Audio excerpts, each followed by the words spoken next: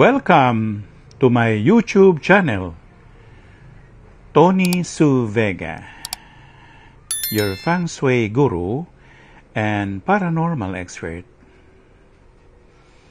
Today is Saturday, the 7th of October, 2023, and it is the day of the dog. Best colors to use and wear: white, all shades of white.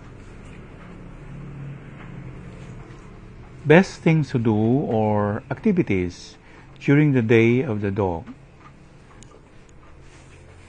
Ang aso ay yang, male, lalaki, mountain, bundok, ken, G-E-N. At ang kulay niya ay lavender, purple, lilac, indigo. So maraming nasasabi sila tungkol sa dog.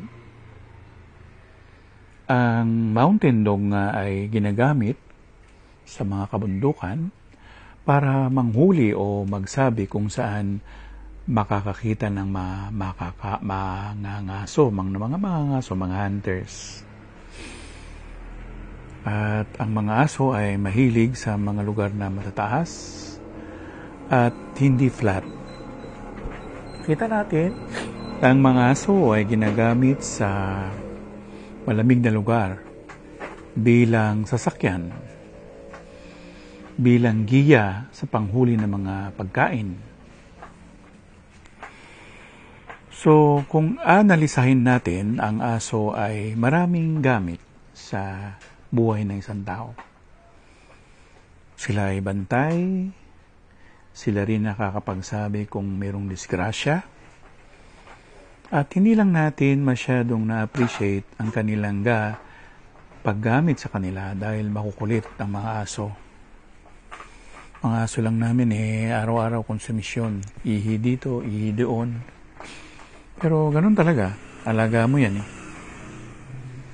So pumunta sa kabundukan, magpunta sa condominium unit, magpunta rin sa mall, mamalengke, magpunta sa wet and dry market, bumili ng mga pagkain o mga gamitin ninyo sa isang convenience store. Yun lang pagpunta mo sa isang tindahan na sari-sari store, magandang gawin yung ganon.